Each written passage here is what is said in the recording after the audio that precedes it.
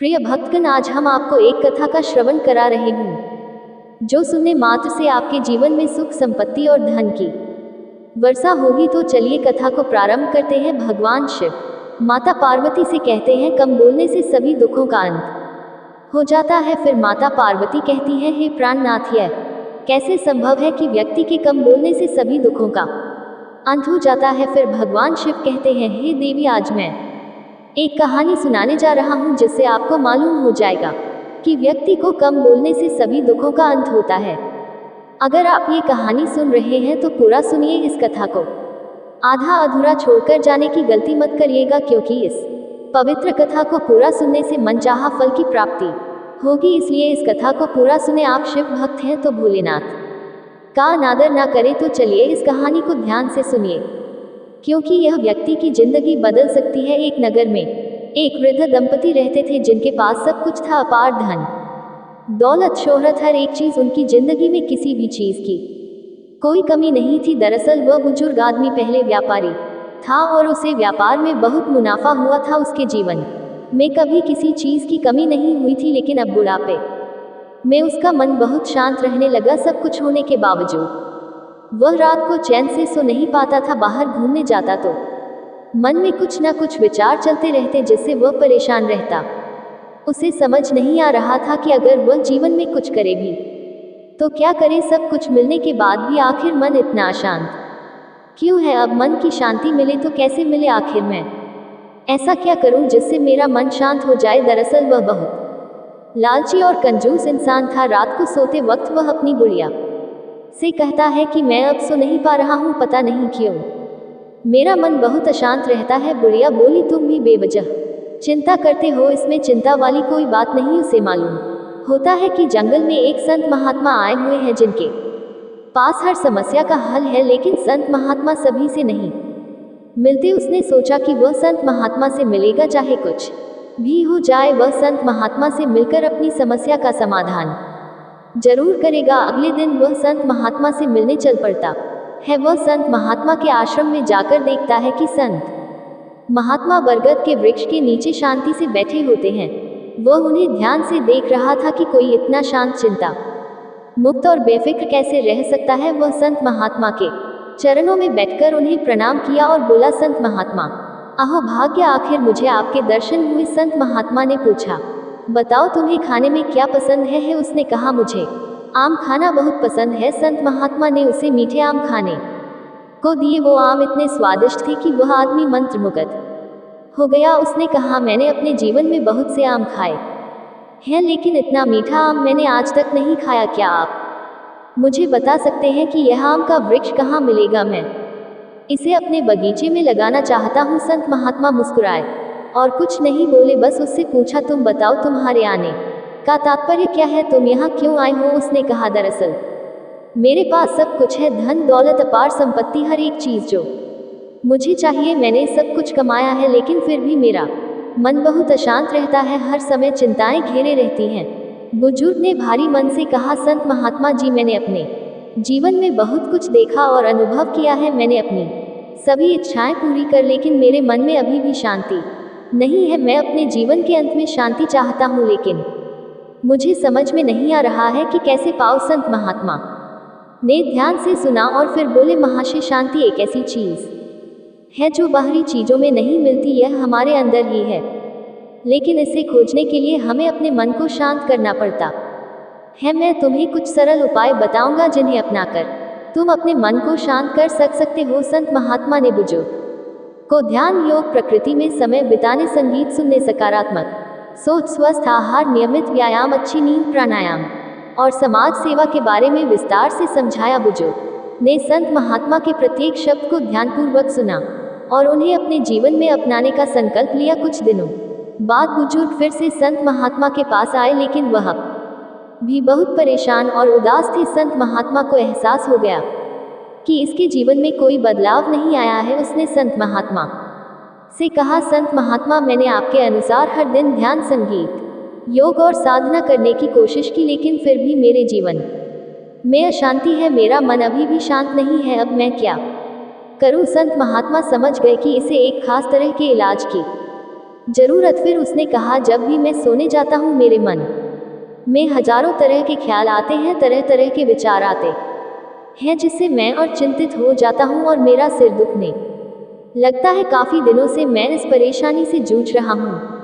अब मेरे पास इस समस्या का कोई हल नहीं है, इसीलिए मैं अंत में थक कर आपके पास आया हूँ कि अब आप ही इस समस्या का हल दे सकते हैं। संत महात्मा बोले, जरूर, इससे पहले तुम जाओ तालाब में हाथ मुंह धोकर फिर मेरे पास आओ। वह बुजुर्ग जाता है और तालाब में हाथ मुंह धोकर आता है और संत महात्मा के पास बैठ जाता है, लेकिन वह देखता है कि उसने कीमती अंगूठी पहनी थी जो तालाब में गिर गई है। अब उसे चिंता होने लगी। वह कहता है, संत महात्मा, मेरी अंगूठी कहीं तालाब में गिर गई है, कृपया उसे ढूंढने की कृपा करें, मैं बहुत परेशान हूँ। संत महात्मा उसे बताते हैं, तुम्हारी हर समस्या का हल तुम्हें आज मिल जाएगा। फिर वह कहता है, नहीं, पहले मुझे मेरी अंगूठी चाहिए। अंगूठी के गुम हो जाने से वह इतना परेशान हो गया कि अपना मानसिक संतुलन खो बैठा और अजीब हरकतें करने लगा। फिर उसने कहा, संत महात्मा, यह आपकी कोई चाल है? आप अपने शिष्यों से कहकर मेरी अंगूठी दिलवाइन।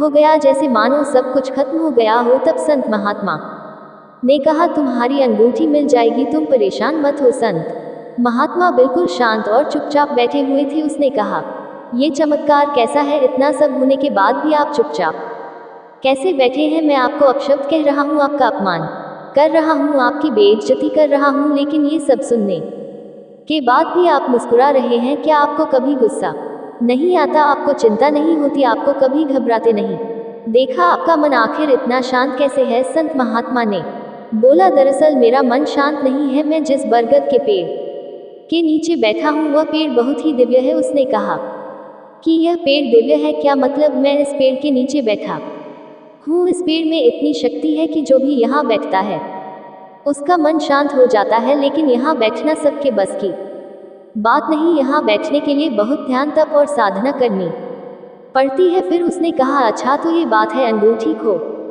जाने से उसका मन बहुत परेशान हो गया, इसलिए उसने संत महात्मा की बात नहीं सुनी और संत महात्मा का धन्यवाद करके वहां से चला गया और बोला, मैं अगले दिन आऊंगा और अपनी समस्या का समाधान ढूंढ लूंगा। अभी अंगूठी के चले जाने से मैं बहुत परेशान हूँ, इसलिए आप जो भी बताएंगे मैं उन बातों को सुन नहीं पाऊंगा और ना ही उस पर अमल कर पाऊंगा, इसलिए मैं अगले दिन आता हूँ। वह व्यक्ति घर चला गया और रात भर उस अंगूठी के बारे में सोचता रहा कि मेरी इतनी कीमती अंगूठी, जिसे मैंने कितनी मेहनत से खरीदा था, वह कैसे पानी में गिर गई। आधी रात तक वह यही सोचता रहा कि आखिर वह अंगूठी अब उसे कैसे मिलेगी। आधी रात के बाद उसके मन में ख्याल आया कि अगर संत महात्मा इतना सब सुनने के बाद बिल्कुल शांत और चुप कैसे बैठा था, ये सब उस पेड़ का कमाल है। लेकिन संत महात्मा ने कहा कि इस पेड़ के नीचे बैठने के लिए हमें तप और साधना करने की आवश्यकता है, लेकिन ये सब बेकार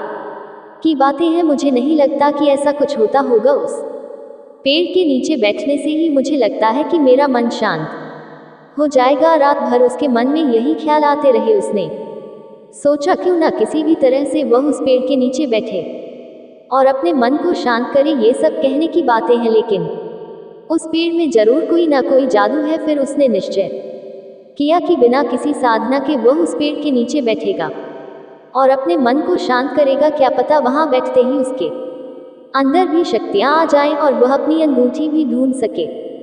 वह रात को सोच रहा था। रात के 12 बज गए। उसके मन में ख्याल आया कि इस काम को सुबह अभी क्यों नहीं किया जा सकता। फिर इसी इरादे से उसके मन में ख्याल आया कि क्यों ना वह रात को ही उस आश्रम पहुंचे। संत महात्मा तो सो रहे होंगे, पेड़ की जगह खाली होगी। चुपचाप जाकर उस पेड़ के नीचे बैठ जाए और देखे कि क्या चमत्कार होता है। क्या पता मुझे ऐसी शक्तियां मिल जाएं जिससे वह अंगूठी भी मिल जाए और उसका मन भी शांत हो जाए। इस इरादे से रात को चोरी चोरी वह संत महात्मा के आश्रम के लिए निकल पड़ा। आश्रम पहुंचकर देखा तो संत महात्मा अपनी कुटिया में चैन की नींद सो रहे थे। उनके चेहरे पर असीम शांति थी। ऐसा लग रहा था जैसे वह सारी दुनिया के बंधनों से मुक्त होकर किसी भी प्रकार की चिंता से दूर है। उसे समझ नहीं आ रहा था कि कोई इतना निश्चिंत होकर कैसे सो सकता है। ऐसी नींद तो उसे वर्षों से नहीं आई थी। वह बहुत हैरान था। उसने वृक्ष के नीचे देखा तो वहां बिल्कुल खाली था और एक रोशनी जल रही थी। उसे यकीन हो गया कि इस वृक्ष के नीचे जरूर कोई जादू है, बस अब उसे चुपचाप वहां बैठना है और सारी शक्तियां उसके अंदर आ जाएंगी, जिससे वो भी चीजों को समझ पाएगा और अपनी अंगूठी भी ढूंढ लेगा। यही सोचकर वह वृक्ष के नीचे जाकर चुपचाप बैठ गया और ध्यान करने की कोशिश करने लगा, लेकिन कुछ भी नहीं हुआ। और धीरे धीरे सुबह होने लगी। वो चुपके से उठकर भाग गया और जाकर अपने घर पर सो गया, लेकिन वह भी सो नहीं पाया।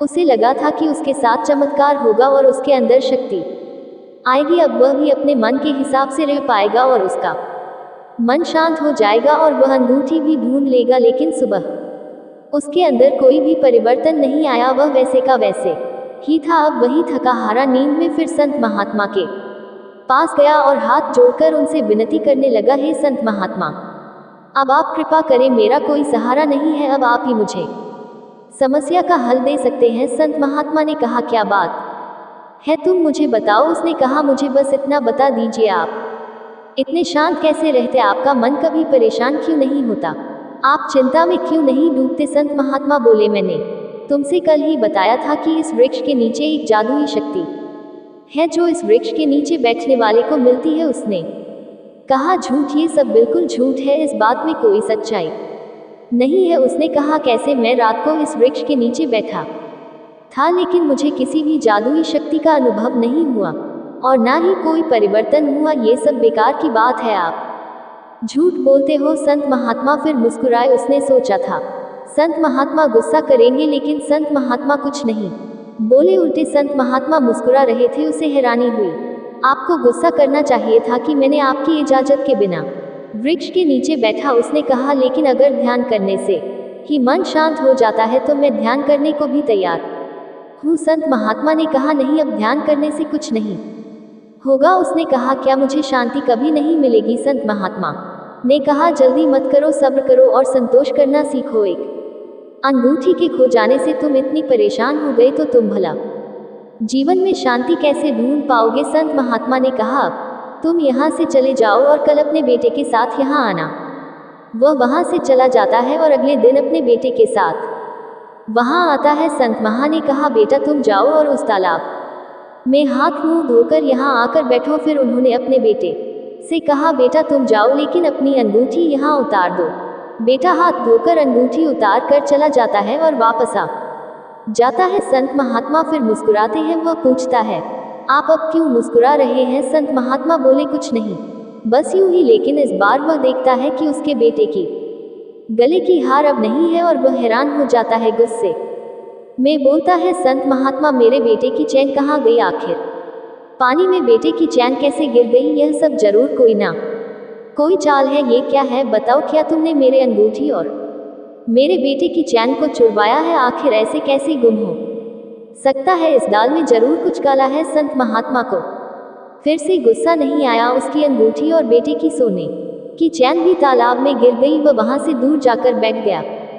जब उसका गुस्सा शांत हुआ तो संत महात्मा मुस्कुराए और बोले, ये लो तुम्हारी अंगूठी और ये लो तुम्हारी सोने की चैन, अब तुम यहाँ से चले जाओ और दोबारा यहाँ मत आना। वह इंसान शर्मिंदा हो गया और बोला, संत महात्मा, मुझे क्षमा करें, मैं पापी और नीच इंसान हूँ, मेरी सोच छोटी है, मैं आपकी तरह ज्ञानी नहीं हूँ, लेकिन मैं खुद को बदलना चाहता हूँ और अपने अंदर शांति लाना चाहता हूँ। संत महात्मा बोले, तुमको शांति कहीं नहीं मिलेगी। उसने कहा, संत महात्मा, कृपया ऐसा ना कहे, मैं शांति पाने के लिए कुछ भी करूँगा। संत महात्मा ने कहा, जब तुम एक अंगूठी के लिए इतने विचलित हो सकते हो तो जीवन भर जितनी चीजें कमाई हैं उन्हें कितनी मुश्किल से पाया होगा। जीवन में एक बात हमेशा याद रखना, ज्यादा लगाव और मोह जिस इंसान के मन में है उसे शांति कभी नहीं मिल सकती। तुमने क्या खोया इस बारे में तुम्हें ज्यादा चिंता है, लेकिन तुमने क्या पाया इस बात की तुम्हें कभी खुशी नहीं होती। तुम इस कुटिया में आ गए, ये तुम्हारा सौभाग्य है और तुम्हारा जीवन निश्चय ही बदल जाएगा। संत महात्मा ने कहा, तुम रात को चोरी से यहाँ आए और इस वृक्ष के नीचे बैठे, लेकिन फिर भी तुम्हें मन में शांति नहीं मिली। ऐसा सोचा है क्यों? क्योंकि शांति कभी किसी जगह या स्थान पर नहीं मिलती। शांति मिलती है तुम्हारे अंदर संतोष करने से, चीजों को स्वीकार करने से और सबसे बड़ी बात सच को जानने से। लेकिन जो इंसान सच को जानने को तैयार नहीं, बात को समझने को तैयार नहीं, उसके जीवन में भला शांति कैसे मिलेगी, उसने पूछा। संत महात्मा फिर आप ही बताइए कि मैं क्या करूं। संत महात्मा ने कहा, क्या तुम इस अंगूठी को और इस सोने की चैन को कहीं दूर इस जंगल में फेंक सकते हो जहां तुम उसे कभी ढूंढ ना सको। यह उसके लिए बहुत ही मुश्किल फैसला था। संत महात्मा ने कहा, अगर तुम ऐसा कर पाते हो तो मैं तुम्हें बताऊंगा कि मन शांत कैसे होता है। वह इंसान उस चेन को लेकर बहुत देर तक सोचता है और फिर उसे दूर हवा में फेंक देता है और वह किसी भरे वट वृक्ष के ऊपर जाकर कहीं खो जाती है। खोने के बाद उसे 1 मिनट के लिए बहुत दुख होता है। संत महात्मा कहते हैं, अब तुम इस बात को स्वीकार करो कि वह तुम्हारा नहीं है, तुमने उसे खो दिया और वह तुम्हें जीवन में दोबारा कभी नहीं मिलेगा। तुम इस बात को स्वीकार करो और खुद को समझाओ कि जो तुम्हारा है ही नहीं, उससे दुखी होने का क्या मतलब है। तुम उसके बारे में परेशान हो रहे हो लेकिन तुम्हें कुछ नहीं मिलने वाला है। सोचना बंद करो और खुद को ये बात समझाओ। वह व्यक्ति 2 मिनट के लिए ध्यान करने लगता है और इन बातों को समझता है। जब उसकी आंख खुलती है तो वह समझ जाता है कि जो हमारा नहीं है और जो हमारे हाथ में नहीं है उसके बारे में सोचकर चिंता करने से कोई हल नहीं निकलेगा। असल जीवन में शांति चाहिए तो संतोष करना सीखना होगा और प्रकृति को स्वीकार करना होगा। संत महात्मा ने कहा, प्रिय मित्र, तुम्हें शांति कभी कोई बाहरी वस्तु नहीं दे सकती। अगर तुम्हें शांति चाहिए तो तुम्हें संतोष करना सीखना ही होगा। जब तक तुम्हें यकीन नहीं होगा और जब तक तुम खुद को नहीं समझो तब तक तुम्हें शांति कभी नहीं मिल सकती। यह जीवन क्षण भंगुर है। उसने कहा, सही बात है, मैं अपने बच्चों के बारे में ज़्यादा चिंता करता हूँ कि मेरे बाद उनका क्या होगा, वे मेरी कंपनी को संभाल पाएंगे या नहीं। अगर मैं मर जाऊँ तो वे क्या करेंगे। उस बच्चे ने मेरे साथ ऐसा व्यवहार क्यों किया, वह मेरे साथ क्यों नहीं देता। रिश्तों की चिंता और इन चीज़ों की चिंता मुझे खाए रहती है और मैं आज कुछ जी नहीं पाता। फिर उसने पूछा, क्या मन को शांत करने के लिए मुझे भी संन्यास लेना होगा। संत महात्मा ने कहा, नहीं, संन्यास की आवश्यकता नहीं है। तुम सामान्य जीवन में रहकर भी मन को शांत कर सकते हो। एक गरीब इंसान भी शांत है क्योंकि उसे जितना मिला वह उतने में संतोष करके खुश है, लेकिन अमीर व्यक्ति को जितना मिला है उसे और चाहिए। इसी चिंता में वह घिरा रहता है और इसकी वजह से कभी भी चैन से सो नहीं पाता, उसका मन शांत नहीं होता। संत महात्मा बोले, गौर से देखो, जितनी ज़्यादा सुविधाएं होती है, जितनी ज़्यादा जीवन को आसान बनाने की कोशिश करते हो, जीवन उतना ही मुश्किल होता जाता है। यहाँ पर कोई साथ नहीं देता, यहाँ पर कोई अपना नहीं होता। सारी चीज़ें दिखावे की हैं और सब कुछ मोहमाया है। हम शांत इसलिए हैं क्योंकि हमें चीज़ों से लगाव नहीं है, हमें किसी से कोई आसक्ति नहीं है, हमें किसी से कोई मोह नहीं है। हम जीवन को अपने हिसाब से जीते हैं और हमें किसी से कोई आकर्षण नहीं है। मुझे देखो, सब कुछ त्याग कर भी जीवन में कितना सुकून है, लेकिन तुम्हारे पास सब कुछ होते हुए भी तुम चिंतित हो। मैं यह नहीं कहता कि तुम सन्यासी बन जाओ और हर चीज़ का त्याग कर दो, लेकिन मैं ये कहता हूँ कि ज़्यादा मत सोचो और हद से ज़्यादा चिंता मत करो। सेठ जी बोले, हे संत महात्मा, मुझे आप क्षमा करें, अब मुझे सब समझ आ गया है। आपने मेरी आंखें खोल दी हैं। अब मैं समझ गया हूँ कि अनावश्यक चिंता और भविष्य के बारे में बहुत सारी कल्पनाएं हमारे दुखों का कारण बनती हैं। आज में जीना सही है और कल से ज़्यादा उम्मीदें न पालना और आज में मेहनत करना ये जीवन जीने का अच्छा तरीका है। सच ये भी है कि आप जिंदगी में जितना भी पालो वो कम ही लगता है और हमें कम ही लगता है। इसीलिए आज में मेहनत करो और कल की ज़्यादा चिंता छोड़ दो। जीवन गुजर जाएगा, जो है उसमें खुश रहना सीखो और खुद को यकीन दिलाओ कि सब कुछ ठीक है और सबसे ज़रूरी बात, मेहनत जारी रखो। फिर भगवान शिव कहते हैं, हम आपको ऐसी ही एक और प्रेरणादायक कहानी सुनाते हैं। हीरा की एक पत्नी थी जो बहुत बोलती थी और उसके ज़्यादा बोलने से हीरा बहुत परेशान था। हीरा को पता चला कि जंगल में एक संत महात्मा आए हुए हैं। वह अपनी पत्नी को उनके पास लेकर जाता है और कहता है, मुनिवर, कृपा करके आप इसे समझाइए, ये बहुत बोलती है, मेरे मना करने के बाद भी इसका दिन भर मुंह चलता ही रहता है। मैं इसे कितना भी समझाता हूँ कि कम बोला कर, चुप रहना सीख, लेकिन नहीं, और हर बार इसकी वजह से लड़ाई होती है। संत महात्मा मुस्कुराए और बोले, मैं तुम्हें इस बात को एक कहानी की मदद से समझाता हूँ। मेरे गुरु का एक शिष्य था जो बहुत बोलता था। वह हर समय धर उधर की बातें करता था और कभी शांत नहीं रहता था। जब वह दान लेने के लिए जाता तो हर घर से एक नई कहानी लेकर आता और आश्रम के दूसरे शिष्यों को सुनाता। वह एक शिष्य की दूसरे से बुराई करता, चुगली करता और दूसरों के सामने अच्छा बनने का प्रयास करता। वह खुद के मुंह से ही अपनी तारीफ करता रहता और हमेशा खुद को गुरु के सामने सबसे बुद्धिमान और उत्तम साबित करने का प्रयास करता। वह खुद को सभी शिष्यों से अलग और श्रेष्ठ मानता था। उसका कहना था कि मैं एक अमीर घर का बालक हूँ, अगर मैं चाहता तो एक आरामदायक और सुविधाओं से भरा जीवन जी सकता था, लेकिन मैं वह सब छोड़कर यहाँ आ गया क्योंकि मुझे खोज करनी है, खुद को जानना है, जीवन को जानना है। एक दिन गुरु ने आश्रम के सभी शिष्यों को बुलाकर कहा, आप सभी को अगले 1 महीने के लिए कोई ना कोई संकल्प लेना होगा। इससे आपकी संकल्प शक्ति मजबूत होगी और आप में आत्मशक्ति का संचार होगा। आप सभी अपने सामर्थ्य के अनुसार कोई भी संकल्प ले सकते हैं और यदि 1 महीने से पहले आपका संकल्प टूट जाता है तो आप अपनी पुरानी दिनचर्या में वापस आ सकते हैं। सभी शिष्यों ने अपनी शक्ति के अनुसार संकल्प लिए और गुरु को अपने अपने संकल्प के बारे में बताकर वहां से चले गए। लेकिन वह शिष्य जो खुद को सबसे अलग दिखाना चाहता था, वह सीधे गुरु की कुटिया में पहुंच गया और बोला, मैं कोई छोटा मोटा संकल्प नहीं लेना चाहता, बल्कि एक महान संकल्प लेना चाहता हूँ। कृपया आप ही बताएं मुझे क्या संकल्प लेना चाहिए। उसकी यह बात सुनकर गुरु मुस्कुराए और बोले, क्या तुम मेरे द्वारा दिए गए संकल्प को पूरा कर पाओगे? क्या तुम्हारे लिए उसे पूरा करना संभव होगा? शिष्य ने कहा, नहीं गुरुदेव, आप जो भी संकल्प मुझे देंगे मैं उसे जरूर पूरा करूंगा। गुरु ने कहा, ठीक है, तो तुम अगले 1 महीने चुप रहो, मुंह से एक शब्द भी नहीं निकालो, यही है तुम्हारा संकल्प। शिष्य ने कहा, गुरुदेव, ये भी कोई संकल्प है? ये तो बहुत ही आसान है, आप कोई ऐसा संकल्प दीजिए जो मेरी योग्यता के बराबर हो। गुरु ने कहा, पहले तो तुम इस संकल्प को पूरा करके दिखाओ।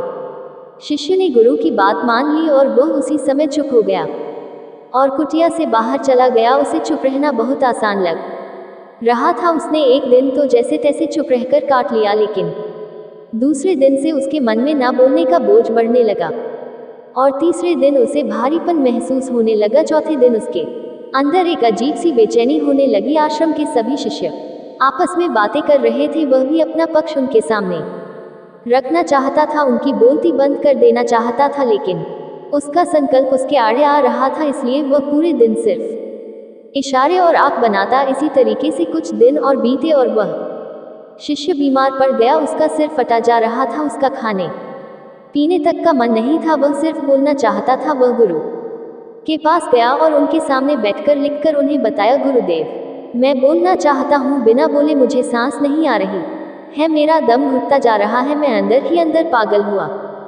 जा रहा हूँ, मैं क्या करूँ? संकल्प तोड़ दूँ? ये पढ़कर गुरु मुस्कुराए और बोले, संकल्प धारण करने के लिए होते हैं, लेकिन जो अपने संकल्प को पूरा कर लेता है वह अपनी आंतरिक शक्ति को बढ़ाता है, और जो अपनी आंतरिक शक्ति को बढ़ा लेता है वह समाज और जागृति की राह पर आगे बढ़ जाता है। संकल्प लेना भी तुम्हारे हाथ में था और इसे तोड़ना भी तुम्हारे हाथ में है। तुम्हारे बहुत से भाई अपने संकल्प को तोड़कर अपनी पुरानी दिनचर्या पर वापस आ चुके हैं। अगर तुमसे नहीं हो पा रहा तो तुम भी संकल्प कर अपनी पुरानी दिनचर्या पर वापस जा सकते हो, लेकिन याद रहे, अगर आज तुम इस छोटे से संकल्प को नहीं संभाल पा रहे तो तुम अपनी बाकी की पूरी जिंदगी को कैसे संभाल सकोगे? बाकी फैसला पूरी तरह से तुम्हारे हाथों में है। गुरु की यह बात उस शिष्य के दिल में बैठ गई। वह बिना कुछ बोले वहां से वापस चला गया और खुद को अपनी कुटिया में बंद कर लिया। वह केवल अपने जरूरी कामों के लिए ही कुटिया से बाहर निकलता, बाकी समय कुटिया के अंदर ही रहता। 15 दिन बीत चुके थे और आश्रम के लगभग सभी शिष्यों का संकल्प अब तक टूट चुका था, लेकिन उसका संकल्प अभी भी जारी था। संकल्प लेने के बाद से अब तक उसने एक शब्द भी नहीं बोला था। आश्रम हैरान था कि इतना बोलने वाला इंसान चुप कैसे हो सकता है। 15 दिन बीतने के बाद वह दोबारा अपने गुरु के पास गया और लिखकर बताया, गुरुदेव, मैं बाहर से तो चुप हूँ, लेकिन मेरे भीतर बहुत सी आवाजें हैं, बहुत सी चीख पुकार और शिकायतें हैं। मैं अंदर ही अंदर बात करता रहता हूँ, मेरा मन तरह तरह के प्रश्न पूछता है। मैं बाहर से जितना मौन हूँ, भीतर से उतना ही शोर है। इस तरह से मेरा संकल्प अभी भी जारी है। गुरु ने कहा, हाँ, तुम्हारा संकल्प अभी भी जारी है, लेकिन जब तक लोगों की यह आवाजें तुम्हारे कानों में गूंजती रहेंगी, तुम्हारा मन भी बोलता रहेगा, क्योंकि यह एक आदत है। तुम भले ही बाहर से चुप रहो, लेकिन अंदर ही अंदर तुम बोलते रहोगे। तुम्हें इन बातों और आवाजों से दूर जाना चाहिए। शिष्य गुरु को प्रणाम कर वहां से चला जाता है और सुबह होते ही अपनी कुटिया जंगल की तरफ चला जाता है। कई दिन बीत जाते हैं और संकल्प का समय भी पूरा हो जाता है, लेकिन शिष्य लौटकर नहीं आता। आश्रम में सभी को डर था कि कहीं जंगली जानवर ने उसे खा आया हो। इस बीच उसे ढूंढने की बहुत कोशिश की गई, लेकिन वह कहीं नहीं मिला। गुरु भाइयों ने मान लिया था कि जंगली जानवरों ने उसे अपना शिकार बना लिया है, लेकिन गुरु को ऐसा नहीं लगता। एक दिन आश्रम का एक अन्य शिष्य गुरु के पास आया और बोला, गुरुदेव, हमारे उस अधिक बोलने वाले भाई के साथ क्या हुआ होगा? क्या जानवर ने उसे मार दिया होगा? गुरु ने कहा, हो सकता है कि जानवरों ने उसे अपना शिकार बना लिया हो, लेकिन उसके ना लौटने की एक दूसरी वजह भी हो सकती है। शायद उसे वह मिल गया है जिसके लिए वह गया था। फिर शिष्य ने पूछा, गुरुदेव, क्या ज्यादा बोलना इतना हानिकारक होता है? गुरु ने कहा, इंसान के जीवन के बहुत सारे दुखों में से एक दुख ये भी है कि वह कभी चुप नहीं रह सकता, हमेशा कुछ ना कुछ बोलता ही रहता है। सिर्फ हमारे बोलने के कारण हमारे आधे से ज्यादा दुख पैदा होते हैं। हम में से कोई भी चुप नहीं रहना चाहता। हम बस सामने वाले को सुना देना चाहते हैं। जो भी हमारे मन में है सब निकालकर उसके मन में बैठा देना चाहते हैं। उसे समझा देना चाहते हैं कि देख, तू गलत है और मैं सही। इस तरीके से सुनने और सुनाने का ये काम जिंदगी भर चलता रहता है, लेकिन इस नासमझी में हम अपना समय, अपना जीवन, अपनी समझ और सबसे महत्वपूर्ण वो कीमती पल जो जिए जा सकते हैं, जिनको अनुभव किया जा सकता है, जिनमें आनंद को प्राप्त किया जा सकता है, ये सब खो देते हैं। लेकिन इसके बदले हमें मिलता क्या है? कुछ नहीं, सब व्यर्थ और बर्बाद हो जाता है। शिष्य ने पूछा, तो फिर इसका समाधान क्या है? गुरु ने कहा, पूरी जागरूकता के साथ अपने विचारों को देखना, यही एकमात्र तरीका है। सारी मानसिक समस्याओं का वर्तमान में रहकर चिंतन करना, पूरी जागरूकता के साथ अपना काम करना जिंदगी में चमत्कारिक बदलाव ला देता है। उसके बाद वह शिष्य गुरु से अपने प्रश्नों का उत्तर पाकर उनको प्रणाम करके वहां से चला गया। उस शिष्य को आश्रम छोड़कर गए 3 महीने का समय बीत चुका था, लेकिन उसकी कोई खबर नहीं थी। अब तक तो सभी गुरु भाइयों ने भी उसके वापस लौटने की उम्मीद छोड़ दी थी, लेकिन एक दिन वह आश्रम लौट आता है। लेकिन अब वह वही नहीं था जो यहाँ से गया था। वह कुछ और ही बनकर वापस आया था। उसके अंदर एक गजब का बदलाव महसूस किया जा सकता था। उसके चेहरे पर एक अद्भुत ठहराव और आंखों में गहरी शांति थी। आश्रम में आते ही सभी गुरु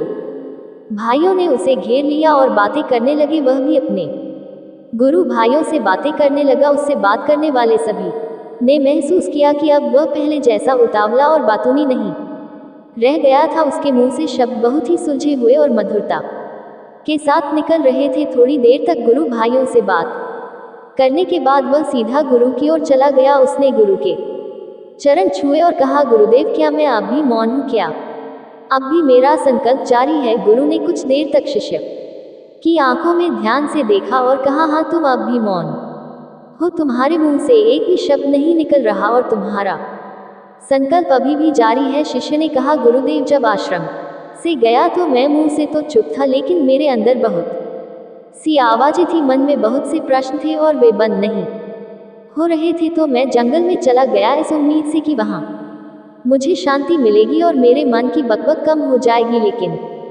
जितना मैं एकांत में जाता गया, मेरे अंदर की आवाज उतनी ही तेज होती गई। मेरे भीतर की पुरानी से पुरानी आवाज मुझे सुनाई देने लगी। तब जाकर मैंने महसूस किया कि मैं कितना गलत कर रहा था। जब मैं अपने परिवार, दोस्तों और गुरु भाइयों को बुरा भला कहता था, तब मुझे लगता था कि मैं सही कर रहा हूँ। जब मैं गुरु भाइयों की चुगली करता और उनका मजाक उड़ाता था, तब भी मुझे यही लगता था कि मैं उनसे बेहतर हूँ और सही कर रहा हूँ। लेकिन कुछ दिन पहले मैंने पहली बार महसूस किया कि मैं कितना गलत बोलता था। काफी दिनों तक यह आवाजें और शिकायतें मेरे अंदर चलती रही, लेकिन धीरे धीरे एक दिन ये सारी आवाजें मेरे अंदर से समाप्त हो गई। अब मैं भीतर से भी मौन हूँ। उस घने जंगल में बाहर से कोई बोलने वाला नहीं था और भीतर कोई आवाज बची ही नहीं थी। और उस दिन मैंने पहली बार मौन का सही अर्थ समझा। मेरे चारों तरफ बहुत शांति थी। हालांकि अभी भी कुछ आवाजें आ रही थी जो पहले भी आती थी, लेकिन मैं उन्हें सुन नहीं पाता था। अब वे सभी आवाजें मुझे स्पष्ट रूप से सुनाई दे रही थी हवा के चलने की आवाज, चिड़ियों के चहक की आवाज और पानी के बहने की आवाज। ये सभी आवाजें मैंने पहली बार पूरे होश पूर्वक सुनी। अपने चारों तरफ इतनी शांति मैंने पहले कभी महसूस नहीं की थी। तो इस शांति को भंग करने के लिए मैंने पहली बार अपने मुंह से कोई शब्द निकाला और चिल्लाया, हे ईश्वर, यह कैसी शांति है, सब कुछ इतना शांत क्यों है, ऐसा क्या हो गया। लेकिन मेरे चिल्लाने के बाद भी शांति भंग नहीं हुई। सब कुछ पहले जितना ही शांत था, बाहर भी और भीतर भी। हे गुरुदेव, मैंने अपने गुरु भाइयों से बात की, मैंने आपसे बात की, मैं बोल रहा हूँ, मैं चल रहा हूँ, मैं सब कुछ देख रहा हूँ, लेकिन मैं अपने भीतर एकदम एकांत में हूँ, मौन में हूँ। भीड़ में होता हूँ तब भी भीतर से अकेला और एकांत में होता हूँ। जब मैं खुद में भी शोर करना चाहता हूँ तब भी एकांत में ही होता हूँ। अब सब दिखाई पड़ने लगा है, सब सुनाई पड़ने लगा है। गुरु ने कहा, जब तक हम बाहर की तरफ देखते रहेंगे भीतर अशांति ही रहेगी, लेकिन जिस दिन हम भीतर की तरफ मुद्दत जाएंगे तब हमारे मुंह से कुछ भी निकलेगा, हम शांत ही रहेंगे। दुनिया में जितनी भी बुराइयां हैं ज़्यादातर हमारे बोलने से ही उत्पन्न होती हैं, क्योंकि हम चुप रहना नहीं चाहते।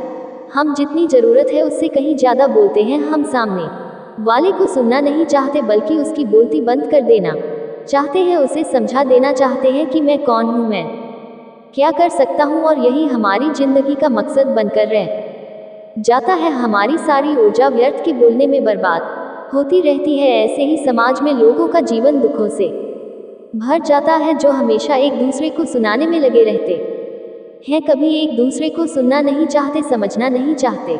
और चुप रहना तो उन्होंने कभी सीखा ही नहीं, क्योंकि चुप रहना उन्हें छोटा महसूस करवाता है। दुनिया की सभी लड़ाइयाँ का कारण हमारा बोलना ही है, इसलिए हमें सिर्फ उतना ही बोलना चाहिए जितना जरूरी हो, क्योंकि व्यर्थ का बोलना ऊर्जा को नष्ट करना है, और यह बोलना ही हमें कभी अपने भीतर की ओर लौटने नहीं देता, क्योंकि यह हमें बाहर की ओर खींच कर रखता है, और बाहर है ही क्या इस संसार के अलावा।